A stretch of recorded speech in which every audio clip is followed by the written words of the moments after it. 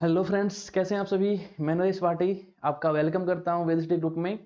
और I hope कि आप सभी अच्छे होंगे। और आप इस वेदस्टी ग्रुप से जो भी आपके एग्जाम के उसके लिए कंटेंट है उसका आप पूरा प्रॉफिट या पूरा लाभ उठा रहे होंगे। ठीक है। और आज हमारा जो टॉपिक है वो है गुप्ताइज, गुप्तकाल यानी गुप्ता डायनेस्टी। ठीक है। तो आज का टॉपिक स्टार्ट करते हैं। गुप्ताइज, गुप्तकाल। ठीक है। गुप्तकाल या गुप्त वंश, गुप्त वंश। क्लियर है। गुप्तकाल, गुप्ताएज,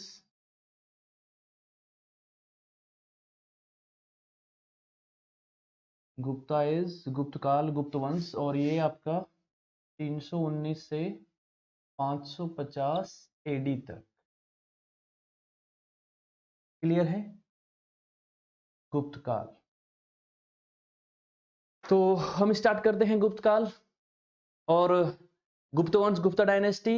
इस गुप्ता एज को, गुप्त काल को एंशिएंट इंडिया का गोल्डन एज भी कहा जाता है। प्राचीन भारत का स्वर्ण काल कहा जाता है इस गुप्ता पीरियड को, गुप्ता एम्पायर को, गुप्त काल को। ठीक है। और हम देखेंगे कि जैसे कि मौर्याज का एक बहुत बड़ा सेंट्रलाइज जो एम्पायर था और काफी बड़ा एम्पायर था मौर्याज का, उतना बड़ा एम्पायर गुप्ताज का नहीं था। लेकिन फिर भी इन्होंने नॉर्थ इंडिया के पंजाब तक के, बंगाल से लेके पंजाब तक के एरिया पे, काफी बड़े एरिया पे अपना रूल स्टेब्लिश किया, गुजरात तक और एमपी और ये पूरा नॉर्थ इंडिया। और लेकिन फिर भी इनका एम्पायर बड़ा था, लेकिन उतना बड़ा नहीं था जितना मौर्याज का था। ठीक है। तो हम बात करते हैं इसकी। और ये जो गुप्तकाल के जो रूलर हुए हैं, गुप्तकाल के जो रूलर हुए हैं, ये जो रूलर थे, कहा जाता है इनके बारे में कि वैश्य थे, बिजनेसमैन क्लास से थे, मर्चेंट क्लास से थे। ठीक है। व्यापारी वर्ग से थे। तो कौन थे ये गुप्त वंश के जो रूलर थे। अगर हम इनके वर्णा की बात करते हैं तो ये कौन थे गुप्ताज? वैश्य थे। ठीक है। व्यापारी वर्ग किससे रिलेटेड थे? व्यापारी वर्ग से रिलेटेड थे। ठीक है। और हमने देखा कि भाई पोस्ट मौर्याज में कुषाणों का काफी बड़ा एम्पायर था। कुषाणों के बाद फिर से थोड़ा सा इंडिया में फिर से बिखराव आया और मौर्य में इन गुप्ताज ने फिर से क्या किया, इस नॉर्थ इंडिया को एक यूनाइट किया, पॉलिटिकली यूनिफिकेशन किया, एक राजनीतिक एकीकरण किया और नॉर्थ इंडिया पे रूल करके अपना गुप्ता एम्पायर स्टेब्लिश किया। तो काफी बड़ा एरिया था इनके पास भी। समझ रहे हैं आप। और इस डायनेस्टी का जो फाउंडर था, इस गुप्त वंश का जो इस संस्थापक था, उसका नाम था श्रीगुप्त। क्या नाम था? Shrigupta. Shrigupta was the founder of Gupta dynasty in 27 AD से ये 275 एडी के बीच में। ठीक है। और श्रीगुप्त के बाद जो अगला जो रूलर हुआ था वो था घटोत्कच गुप्त। ठीक है। घटोत्कच गुप्त। और इसके बाद जो अगला रूलर होगा वो होगा कौन? चंद्रगुप्त फर्स्ट। ठीक है। तो इसको नोट करें, इतना हो गया है। तो इसके बाद हम बात करते हैं अब इस गुप्ता डायनेस्टी का जो फर्स्ट पावरफुल जो रूलर हुआ उसकी बात करते हैं। तो फर्स्ट जो रूलर था वो था चंद्रगुप्त फर्स्ट। चंद्रगुप्त प्रथम, चंद्रगुप्त फर्स्ट ये रूल करने लगता है 319 एडी से 335 एडी तक। ठीक है। Chandragupta first. Chandragupta first was the real founder of Gupta dynasty या Gupta empire and he expand his reign over northern India. तो इस गुप्त वंश के इस शासक को गुप्त वंश का वास्तविक रियल फाउंडर या वास्तविक संस्थापक या रियल फाउंडर कहा जाता है। इससे पहले जो राजा हुए थे उन्होंने कोई भारी भरकम टाइटल नहीं लिया, उपाधि नहीं ली, एक तरह से अपने आपको स्वतंत्र रूप से राजा घोषित नहीं किया, अपने नाम के कोई कॉइन्स वगैरह भी उनके नहीं मिलते हैं। तो ये फर्स्ट रूलर है जो अपने मतलब रियल फाउंडर कहा जाता है इसको, वास्तविक संस्थापक कहा जाता है, वास्तविक संस्थापक कहा जाता है किसका? गुप्ता डायनेस्टी का। और इसने अपने आप को फॉर्मल या ऑफिशियली डिक्लेयर किया राजा, और एक भारी भरकम टाइटल लिया, उपाधि ली, जिसका नाम था महाराजा धीराज। ठीक है, तो ये फर्स्ट रूलर है, रियल फाउंडर है इस गुप्ता डायनेस्टी का, और इसने एक टाइटल लिया भारी भरकम जिसका नाम था महाराजा धीराज। कौन सा टाइटल लिया? महाराजा धीराज। ठीक है, राजाओं का राजा, king of the king, Maharaja Dhiraj. Clear है? और अपनी जो कैपिटल थी, क्या थी इस कैपिटल इसकी? पाटलिपुत्र। क्या थी? पाटलिपुत्र। कैपिटल क्या थी इसकी? पाटलिपुत्र। ठीक है, और इसने अपने नाम के क्वाइंस चलाए, अपने नाम के सिक्के चलाए। ठीक है, और जब ये शासक बना, रूलर बना, गद्दी पे बैठा, तो इसने क्या स्टार्ट किया? इसने गुप्ता इरा स्टार्ट किया। गुप्ता इरा। क्या? गुप्ता इरा, गुप्त संवत, गुप्त संवत या गुप्ता इरा या गुप्त कैलेंडर 319 एडी से गुप्त संवत की शुरुआत होती है। गुप्ता संवत, गुप्त संवत। ठीक है, और इस रूलर ने क्या किया था? चंद्रगुप्त फर्स्ट ने जो और कंटेम्परेरी जो राजवंश थे, जो राजा थे, उनके साथ अपने मैरिज रिलेशन स्टेब्लिश किए, मतलब वैवाहिक संबंध बनाए, जिससे कि मेरा प्रभाव हो और मेरा राज्य क्षेत्र का विस्तार हो। और जो कमजोर रूलर्स थे उनको हराकर अपने एरिया में मिला लिया, और जो शक्तिशाली राजा थे, जो और समकालीन राजवंश थे, उनके साथ जो मैं क्या किए? अपने वैवाहिक संबंध बनाए अपने प्रभाव को बढ़ाने के लिए, और शक्तिशाली ताकतवर राजाओं से दोस्ती और रिश्तेदारी जोड़ने के लिए। इस तरह से ये तरीका इसने अपनाया था। तो लिच्छवी जो राजा थे, जो वज्जी थे, बिहार के जो राजा थे, काफी शक्तिशाली थे, और इस चंद्रगुप्त फर्स्ट ने लिच्छवी राजकुमारी थी कुमार देवी, उससे शादी की, इस तरह से अपना प्रभाव जो जमाया। तो इसकी शादी किससे हुई थी? चंद्रगुप्त फर्स्ट की शादी हुई थी लिच्छवी राजकुमारी, लिच्छवी राजकुमारी कुमार देवी से। कुमार देवी। क्लियर है? तो कुमार देवी जो थी चंद्रगुप्त फर्स्ट की पत्नी थी, और ये लिच्छवी राजकुमारी थी, लिच्छवी गणराज्य की प्रिंसेस थी। क्लियर है? तो इस तरह से इस चंद्रगुप्त फर्स्ट ने क्या किया? इस तरह के वैवाहिक संबंध बनाए, दोस्ताना संबंध बनाए जो शक्तिशाली राजा थे उनसे, और अपना प्रभाव बढ़ाया, अपना क्षेत्र को बढ़ाने की कोशिश की। क्लियर है? तो ये इंपोर्टेंट काम इसने किया, रियल फाउंडर कहा जाता है। और पाटलिपुत्र राजधानी थी, अपने नाम का क्वाइंस चलाए, और महाराजा धीराज का भारी भरकम टाइटल। तो इस तरह से नॉर्थ इंडिया के काफी बड़े हिस्से पर इसने रूल किया, जिसका नाम था चंद्रगुप्त। क्लियर है? तो इसको नोट करें, इसका स्क्रीनशॉट ले लें। क्लियर है? हो गया इतना। इसके मरने के बाद इसका बेटा गद्दी पे बैठा, जिसका नाम था समुद्रगुप्ता। अगला रूलर कौन आएगा? समुद्रगुप्ता। तो अगला रूलर हो जाएगा समुद्रगुप्ता। लिखेंगे इसमें, अगला रूलर समुद्रगुप्ता, चंद्रगुप्त फर्स्ट का बेटा समुद्रगुप्ता।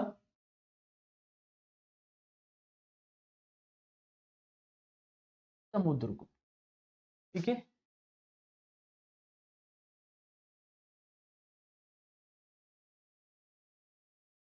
एडी तक समुद्रगुप्त। समुद्रगुप्त जो था अपने पिता से भी आगे निकल गया। मतलब कहने का ये है कि ये बहुत ही शक्तिशाली और ताकतवर राजा था, और इसने बहुत सारी लड़ाइयां लड़ी थी, बहुत सारे युद्ध लड़े थे, और इसी वजह से इसको भारत का नेपोलियन कहा जाता है। ठीक है, भारत का नेपोलियन। एक ब्रिटिश स्कॉलर था विंसेंट स्मिथ, उसने इस समुद्रगुप्त को भारत का नेपोलियन कहा था, और बहुत सारी लड़ाइयां लड़ी, बहुत सारे युद्ध जीते, बहुत सारे राजाओं को हराया, और काफी बड़े एरिया पे अपना कब्जा किया। ठीक है, और लगभग लगभग जो नॉर्थ इंडिया है उसको जीतकर अपने एरिया में मिला लिया। दक्षिण भारत तक जो है इनडायरेक्ट रूल किया किसने? समुद्रगुप्ता ने। तो इसकी जो अचीवमेंट थी, इसकी जो उपलब्धियां थी, उसी के आधार पर विंसेंट स्मिथ ने समुद्रगुप्ता को क्या कहा था? भारत का नेपोलियन कहा। बहुत इंपॉर्टेंट है। यहां से ये क्वेश्चन बहुत बार स्टेट सिविल सर्विसेज और यूपीएससी और अदर एग्जामिनेशंस में पूछा गया है, तो इसको आप याद रखेंगे और इसको करेंगे। समुद्रगुप्त, ठीक है। तो इसको लिच्छवी दोहित्र भी कहा जाता है। लिच्छवी दोहित्र,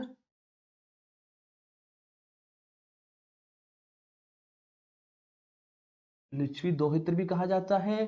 भारत का नेपोलियन कहा जाता है। नेपोलियन, किसने कहा था भारत का नेपोलियन? विंसेंट स्मिथ ने।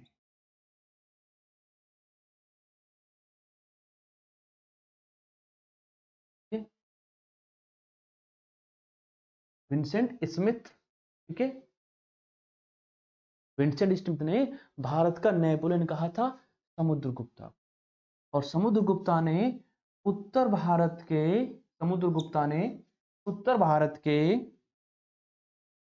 9 राजाओं को हराया और उनके क्षेत्र पर कब्जा किया, ठीक है। दक्षिण भारत के कितने राजाओं को हराया? 12 राजाओं को हराया, ठीक है। तो इस तरह से और भी जो अड़ोसी पड़ोसी जो सीमावर्ती क्षेत्र थे उनको हराकर, कुछ जंगली जाति जंगली लोग थे, जंगली जाति जैसे आर्टविक वगैरह को हराकर काफी बड़ा एम्पायर स्टेब्लिश किया, काफी बड़ा साम्राज्य बनाया और काफी लड़ाइयां लड़ी, काफी युद्ध किए और बहुत बड़ा एरिया खड़ा किया समुद्रगुप्ता। तो समुद्रगुप्त ने एक तरह से इस पूरे नॉर्थ इंडिया में गुप्ता वंश को फैला दिया। समझ रहे हैं आप सभी? तो ये काफी इंपॉर्टेंट है। और इसके बारे में जो इसकी अचीवमेंट हैं, जो इसकी उपलब्धियां हैं, वो कहां पे है? इसकी जो उपलब्धियां हैं, इसका एक दरबारी कवि हुआ करता था, इसका इतिहासकार हरिसेन। तो हरिसेन ने अपने राजा की प्रशंसा में, अपने राजा की, अपने स्वामी, अपने मालिक की उपलब्धियों के बारे में अशोका के पिलर्स पर लिखा है, जिसका नाम है प्रयाग प्रशस्ति। प्रयाग प्रशस्ति। तो किसने लिखी है प्रयाग प्रशस्ति? हरिसेन ने। या इसको इलाहाबाद स्तंभ लेख भी कहा जाता है, इलाहाबाद स्तंभ लेख, ठीक है।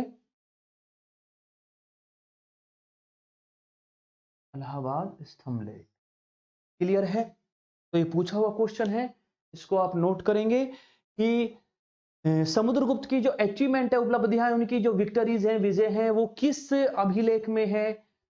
प्रयाग प्रशस्ति या इलाहाबाद अभिलेख में लिखे हुआ है। इसके बारे में किसने लिखा? इसका दरबारी कवि था, पोएट था, हिस्टोरियन था, जिसका नाम था हरिसेन, उसने लिखा। और ये बहुत सारी लड़ाई लड़ी है। नॉर्थ इंडिया पे डायरेक्ट कंट्रोल किया और साउथ इंडिया पे इनडायरेक्ट कंट्रोल किया। और क्या? अश्वमेध यज्ञ कराया था। क्या कराया था? अश्वमेध यज्ञ कराया था। क्या करवाया था इसने? अश्वमेध यज्ञ करवाया था, अश्वमेध यज्ञ, ठीक है। समझ रहे हैं आप?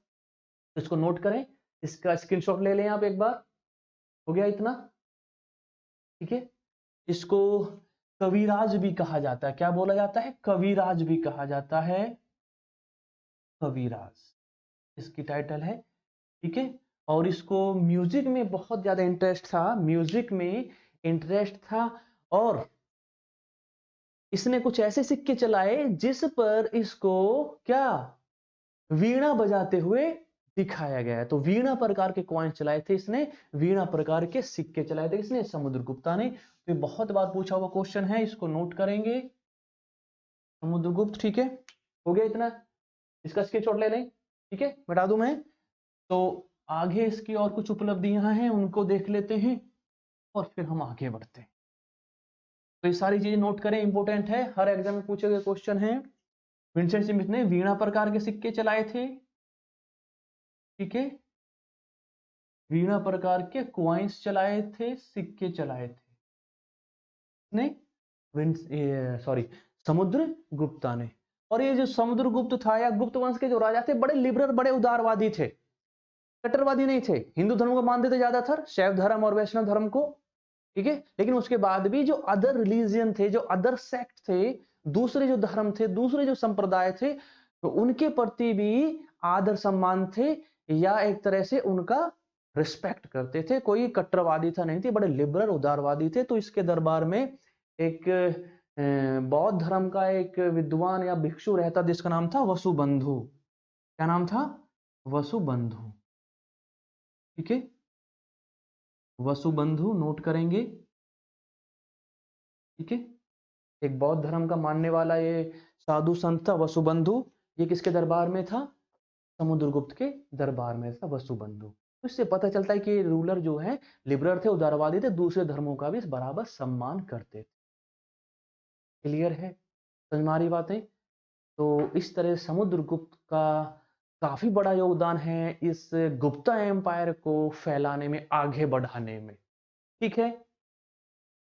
और जो समुद्रगुप्त था इसका विदेशी राजाओं पर भी काफी प्रभाव था, विदेशियों से काफी अच्छे संबंध थे। एक श्रीलंका का राजा हुआ था, कौन? श्रीलंका का एक राजा हुआ था मेघवर्मन। उसने समुद्रगुप्त से बौद्ध गया में एक बौद्ध मठ बनवाने के लिए परमिशन मांगी थी, अनुमति मांगी थी, निवेदन विनती की थी, जिसकी परमिशन इसने दे दी थी। ठीक है भाई, आप क्या है बौद्ध मठ बनवा सकते हैं, क्योंकि श्रीलंका में बौद्ध धर्म फैला था। किसके द्वारा? मौर्याज के द्वारा फैलाया गया था। तो श्रीलंका का राजा था मेघवर्मन। मेघवर्मन ने श्रीलंका में नहीं, श्रीलंका के राजा मेघवर्मन ने क्या किया था? मेघवर्मन ने बौद्ध गया बिहार में एक बौद्ध मठ बनवाने की अनुमति मांगी थी, बौद्ध मठ, ठीक है। नोट करो इसको, इंपॉर्टेंट है बहुत ज्यादा। तो इस तरह से हम देखते हैं कि जो फॉरेनर्स रूलर्स थे, जो विदेशी शासक थे, राजा थे, उनके साथ भी अच्छा रिलेशन था इन गुप्ताज का। क्लियर है? तो ये कुछ इंपॉर्टेंट जो फैक्ट फिगर्स थे समुद्रगुप्ता के बारे में, ये हमने किए हैं। क्लियर है यहाँ पे? और समुद्रगुप्त के बाद जो अगला राजा आया उसका नाम था चंद्रगुप्त सेकंड। नोट कर लो इसको, स्क्रीनशॉट ले ले इसका, हो गया है? चलिए, इसके बाद समुद्रगुप्त का जो बेटा हुआ वो राजा बना, जिसका नाम था चंद्रगुप्त सेकंड। क्या नाम था? चंद्रगुप्त सेकंड। नोट करें, चंद्रगुप्त सेकंड, चंद्रगुप्त सेकंड। और इसका जो टाइम पीरियड है चंद्रगुप्त सेकंड का 300 से लेके 412 एडी तक। चंद्रगुप्त सेकंड, या इसको चंद्रगुप्त विक्रमादित्य भी कहा जाता है, चंद्रगुप्त विक्रमादित्य, ठीक है। चंद्रगुप्त विक्रमादित्य, चंद्रगुप्त सेकंड, समुद्रगुप्त का बेटा जो अगला राजा बनेगा। ये राजा और भी शक्तिशाली था और इसने पंजाब और अफगानिस्तान तक लड़ाइयां लड़ी थी, बंगाल से लेके पंजाब तक और उससे आगे अफगानिस्तान तक जो है लड़ाइयां लड़ी, अपने सैनिक अभियान भेजे। और इसने काफी बड़े एरिया पे रूल किया, कुछ ना कुछ एरिया को जीतकर गुप्ता एम्पायर में मिलाया, कम नहीं होने दिया, अपने पूर्वजों के द्वारा छोड़े गए क्षेत्र को आगे बढ़ाया और अपने इस गुप्ता एम्पायर का नाम रोशन किया। और ये जो व्यक्ति था काफी शक्तिशाली था और जो विद्वान लोग थे उनका बड़ा आदर सम्मान करता था। तो इस व्यक्ति के दरबार में 9 रत्न रहते थे, 9 ज्वेल्स, ठीक है, जो अलग अलग फील्ड के जानकार थे। तो अब हम देखते हैं कि समुद्रगुप्त जो था काफी शक्तिशाली राजा था, चंद्रगुप्त सेकंड या चंद्रगुप्त सेकंड या चंद्रगुप्त विक्रमादित्य। तो इसकी सबसे बड़ी जो उपलब्धि यही थी कि इसने गुजरात वाले एरिया में शक थे, विदेशी राजा थे, उनको हराया और गुजरात तक, एमपी तक के, मालवा तक के एरिया पे अपना कब्जा कर लिया। ठीक है, तो चंद्रगुप्त ने किसको हराया था? शकों को हराया था, और शकों को हराकर मालवा, शकों को हराकर मालवा और गुजरात पर कब्जा किया। ठीक है, किसको हराया? शकों को हराया, और शकों को हराया और इस मालवा एमपी वाले एरिया पे क्या किया? कब्जा किया। ठीक है, तो इसकी सबसे बड़ी उपलब्धि क्या थी?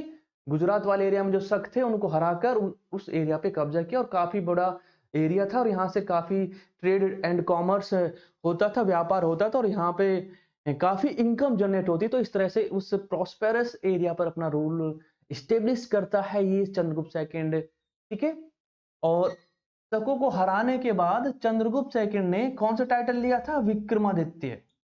कौन सी उपाधि धारण की थी? विक्रमादित्य की उपाधि धारण की। और हिस्ट्री में सबसे फेमस, सबसे प्रसिद्ध विक्रमादित्य है। ठीक है, और कितने विक्रमादित्य हुए? 14 विक्रमादित्य हुए इतिहास में, 14 विक्रमादित्य। ठीक है, तो अब तक इतिहास में जितने भी विक्रमादित्य हुए हैं उनमें सबसे फेमस, सबसे शक्तिशाली विक्रमादित्य चंद्रगुप्त सेकंड या चंद्रगुप्त विक्रमादित्य। किसको हराने के बाद? शकों को हराने के बाद ये टाइटल लिया था चंद्रगुप्त सेकंड ने। ठीक है, और इनको हराने के बाद क्या? चांदी के सिक्के चलवाए थे, चांदी के सिक्के। ठीक है, इसकी कई उपाधि हैं, जैसे कि इसको देवगुप्त कहा जाता है। ठीक है, देवगुप्त, देवगुप्त। ठीक है, सकारी, देवगुप्त सकारी। ये कुछ उपलब्धियां हैं इसकी, सकारी, देवगुप्त। क्लियर है? हाँ जी, हो गया, तो नोट करें। देवगुप्त कहा जाता है, सकारी कहा जाता है, चांदी के सिक्के चलाए, शकों को हराया, और सबसे फेमस विक्रमादित्य हुआ, और विक्रमादित्य की उपाधि ली किसको? शकों को हराने के बाद गुजरात मालवा एमपी तक के एरिया पे अपना रूल स्टेब्लिश किया। इसने, किसने? चंद्रगुप्त सेकंड ने। क्लियर है? हो गया है। इसका स्क्रीन टोला मिटा लें, तो काफी इंपोर्टेंट राजा है और काफी बड़ा इसका योगदान है, अचीवमेंट है। इसी के शासन काल में, इसी के टाइम पीरियड में, इसी के राइन में एक चीनी राजदूत आया था, विदेशी यात्री था, चाइनीज, जो बौद्धिज्म की एजुकेशन के लिए, लर्निंग के लिए यहाँ पे आया था, बौद्ध धर्म की शिक्षा या बौद्ध धर्म के बारे में जानने के लिए। तो इसी के शासन कौन आया था? चीनी यात्री था, फाहियान। फाहियान, ठीक है, एक चीनी यात्री था जो भारत आया। कहाँ आया? भारत आया। ठीक है, इंपोर्टेंट है, नोट करो। फाहियान एक चीनी यात्री था जो चंद्रगुप्त सेकंड के दरबार में आया था। ठीक है, फाहियान, समझ गए? फाहियान, क्लियर है? तो ये बार बार पूछा जाता है कि चंद्रगुप्त सेकंड के समय या चंद्रगुप्त विक्रमादित्य के समय कौन चीनी यात्री भारत आया था? वो था फाहियान। समझ में आई बात है? तो बंगाल तक और अफगानिस्तान तक अटैक किए, और पंजाब तक के एरिया पे कब्जा किया, और उससे आगे लड़ाइयां लड़ी। और इस चंद्रगुप्त की जो उपलब्धियां हैं, इसकी जो अचीवमेंट हैं, वो दिल्ली में, मेहरौली में, जहां पे कुतुब मीनार है, उसी वाले एरिया में, ग्राउंड में एक पिलर खड़ा हुआ जिसको लोह स्तंभ कहा जाता है। लोह स्तंभ, तो उस पे इस राजा की उपलब्धियों का जिक्र है, जिसमें चंद्र नाम के राजा की उपलब्धियों के बारे में बताया गया, जो बंगाल से लेके अफगानिस्तान तक, पंजाब तक के एरिया का शासक हुआ करता था। ठीक है, हाँ जी। तो इसने भी अपने समकालीन राजाओं से शादी विवाह करके अपने प्रभाव क्षेत्र को बढ़ाया था। ठीक है, हाँ जी। तो इसकी उपलब्धि किस, कहां पे लिखी हुई है? लोह स्तंभ पे लिखी हुई है। लोह स्तंभ, मेहरौली का, दिल्ली का लोह स्तंभ, आयरन पिलर, दिल्ली में है ये। ठीक है, आयरन पिलर दिल्ली। तो ये इस समय की साइंस एंड टेक्नोलॉजी का भी एक बहुत अच्छा एग्जाम्पल है, ये लोह स्तंभ, आयरन पिलर, जो दिल्ली में है, मेहरौली में। ठीक है, क्योंकि 1000 साल हो गए हैं इसको, आज तक उस पर जंग नहीं लगा है। तो ये उस जमाने की टेक्नोलॉजी का आज तक जीता जागता उदाहरण है ये इस बात का। सर्दी, गर्मी, बारिश, हजारों साल हो गए ऐसा ही खड़ा हुआ है वो आयरन पिलर, मेहरौली कुतुब मीनार वाले एरिया में, जिस पर आज तक जंग नहीं लगा है। क्लियर है? तो इस राजा की उपलब्धियों के बारे में कहां पे जिक्र है, किस पे लिखा हुआ है? आयरन पिलर, दिल्ली, मेहरौली वाला जो लोह स्तंभ। क्लियर है, इंपोर्टेंट है बहुत ज्यादा। और इसी के दरबार में कौन रहा करते थे? नवरत्न रहा करते थे। इसको नोट कर ले, हो गया। अब हम इसके दरबार में रहने वाले कुछ नवरत्न हैं उनको देखते हैं और फिर आगे बढ़ते हैं। क्लियर है, यहां तक हो गया है। इसके दरबार में रहने वाले 9 ज्वेल्स नवरत्न, ठीक है, जैसे कि कालिदास, कालिदास, ठीक है, अमर सिंह, कालिदास, अमर सिंह, बेताल भट्ट, बेताल भट्ट, ठीक है, वराहमिहिर और धन्वंतरी, ठीक है, शंकु, ठीक है, शंकु, शंकु,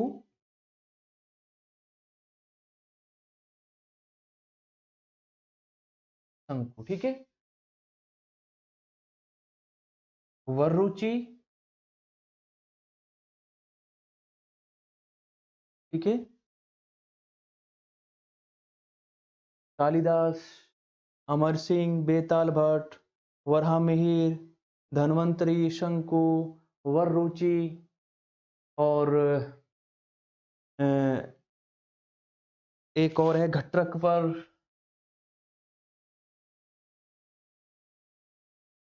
ठीक है, घटक पर 8 हो गए। क्लियर है। कौन बच गया? अभी एक और रह गया है, कालिदास, अमर सिंह, कालिदास, अमर सिंह, बेताल भट्ट, वराहमिहिर, धन्वंतरी, शंकु, वरुचि और घटरक पर, ठीक है। वराहमिहिर हो गए। कालिदास एक बहुत बड़े साहित्यकार थे। अभिज्ञान शाकुंतलम वर्ल्ड फेमस नाटक लिखा। अमर सिंह ने बुक लिखी अमरकोश। बेताल भट्ट एक मैजिशियन जादूगर। वराहमिहिर साइंटिस्ट है। धन्वंतरी एक वैद्य थे, डॉक्टर थे। शंकु, वरुचि घटरक पर, ठीक है। तो ये कुछ फेमस इंपोर्टेंट कौन थे? नवरत्न थे। चंद्रगुप्त विक्रमादित्य, चंद्रगुप्त सेकंड के दरबार में रहने वाले। क्लियर है। तो ये थी कुछ important fact figures Chandragupta second के बारे में, और काफी बड़ा महान राजा इसको बताया जाता है, और विक्रमादित्य इसको कहा जाता है। क्लियर है यहां तक? ठीक है। तो अब इसके बाद अगला जो रूलर बनेगा उसकी बात कर लेते हैं। नोट कर लो इनको। हो गया इतना? हाँ जी, ठीक है। तो फेमस यही है, इनमें से 2-3 पूछता है, जैसे कालिदास, अमर सिंह, बेताल भट्ट, वराहमिहिर, धन्वंतरी, ठीक है। हाँ जी, क्लियर है। चलिए, इसके बाद इसका बेटा आएगा जो गद्दी पे बैठेगा, जिसका नाम होगा, जिसका नाम होगा कुमार गुप्त सेकंड। क्या नाम होगा? कुमार गुप्त सेकंड। कुमार गुप्त सेकंड नहीं, सिर्फ कुमार गुप्त, ठीक है। 412 से लेके 454 तक कुमार गुप्त, ठीक है। कुमार गुप्त। चंद्रगुप्त के बाद कौन राजा बनता है गुप्त वंश का? कुमार गुप्त। ये भी ठीक ठाक राजा थे, ये इतना शक्तिशाली तो नहीं था जितना इसका पिता था, लेकिन फिर भी इसने गुप्त साम्राज्य को संभाल के रखा। और इसका जो टाइम पीरियड है वो शांति के लिए जाना जाता है, शांति का काल था, ठीक है। शांति और समृद्धि, शांति और समृद्धि का काल था। इसके समय जो पुष्यमित्रों का अटैक हुआ था, पुष्यमित्र, ठीक है, पुष्यमित्रों का आक्रमण हुआ, इसका अटैक हुआ, पुष्यमित्रों का अटैक हुआ, ठीक है। हूणों का अटैक हुआ, ठीक है, हूणों का आक्रमण। बाकी और सब इसके टाइम पीरियड में शांति थी। और इन हूणों को और इनको आक्रमण को किसने खत्म समाप्त किया था? एक तरह से इसका बेटा था स्कंदगुप्त। स्कंदगुप्त ने इनको हराया था, ठीक है, इन राजाओं। कुमारगुप्त का बेटा था कौन? स्कंदगुप्त। और स्कंदगुप्त ने क्या किया था? स्कंदगुप्त ने पुष्यमित्रों को और हुणों को हराया था और अपने गुप्ता एम्पायर की रक्षा की थी। ठीक है, सबसे ज्यादा अभिलेख मिलते हैं कुमारगुप्त के, सबसे ज्यादा अभिलेख मिलते हैं, सबसे ज्यादा अभिलेख मिलते हैं। और कुमारगुप्त ने क्या उपाधि ली? इसको महेंद्रादित्य कहा जाता है, महेंद्रादित्य। ठीक है, कार्तिकेय का पूजक था, कार्तिकेय भगवान के बेटे। और इसके टाइम में एक और बहुत इंपॉर्टेंट काम हुआ, वो था नालंदा विश्वविद्यालय की स्थापना हुई। किसकी स्थापना हुई थी? नालंदा विश्वविद्यालय। ठीक है, नालंदा विश्वविद्यालय।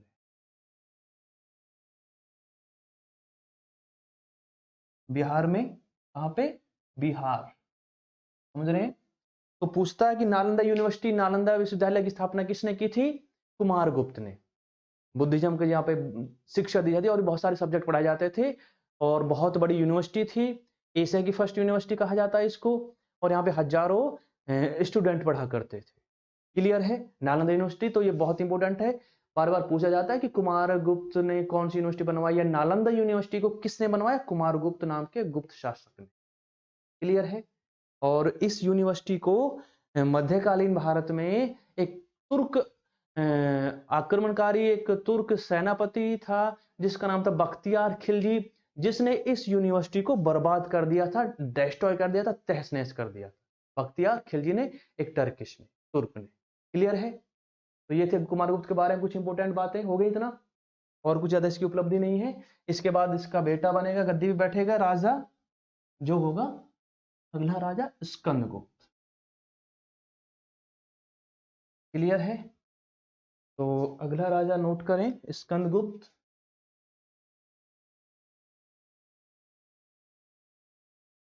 स्कंदगुप्त 67 तक। ठीक है, 67 तक स्कंदगुप्त।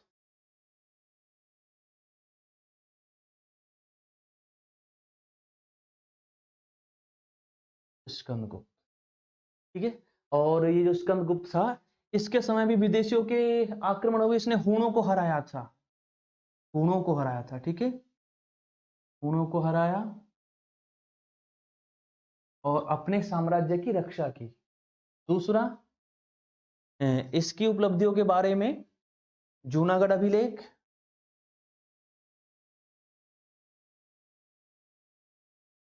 जूनागढ़ अभिलेख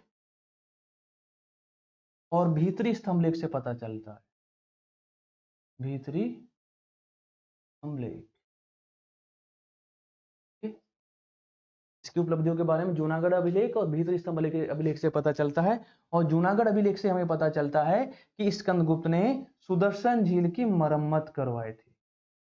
इसकी सुदर्शन झील की,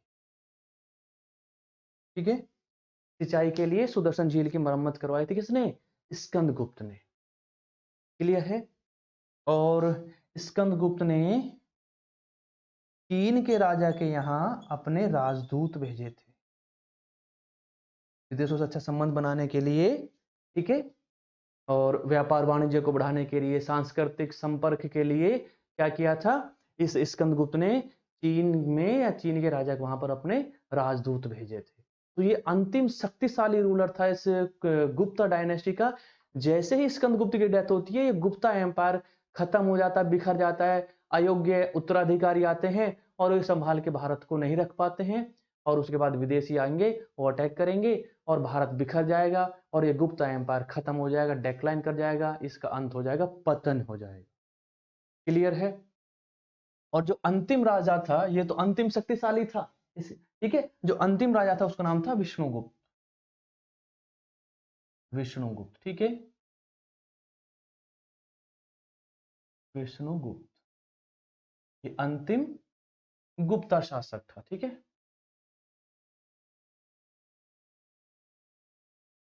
ठीक है, अंतिम गुप्त शासक कौन हुआ? विष्णुगुप्त। तो इस तरह से ये गुप्ता डायनेस्टी में रूल करने वाले कुछ पावरफुल रूलर हुए थे। और उनके समय क्या क्या हुआ, उनकी क्या क्या अचीवमेंट थी, उपलब्धियां थी, उनको हमने देखा, ठीक है। और मैं उम्मीद करता हूं कि आप लोग इतना कवर कर लेंगे तो आप अच्छा कंटेंट आपके पास हो जाएगा और आप एग्जाम अच्छा करके आएंगे। और आप हमारे इस वेदिस्ट ग्रुप पे और भी सब्जेक्ट के लेक्चर हैं, क्लासेज हैं, उन सारा सबका फ़ायदा उठाएं और अपनी तैयारी को अच्छा करें और एग्ज़ाम को क्वालिफाई करें, ठीक है। तो मिलते हैं फिर अगली क्लास में। थैंक यू सो मच, बहुत बहुत धन्यवाद आप लोगों का। और आप हमारे इस चैनल से जितना हो सकता फ़ायदा उठाएं और ये फ्री ऑफ कॉस्ट है और कोई इस कोर्स का कोई फीस वगैरह नहीं है। और वीडियो को पूरा देखें, लास्ट तक देखें, तभी आपको ज़्यादा फ़ायदा मिल पाएगा। तो मिलते हैं फिर अगली क्लास में।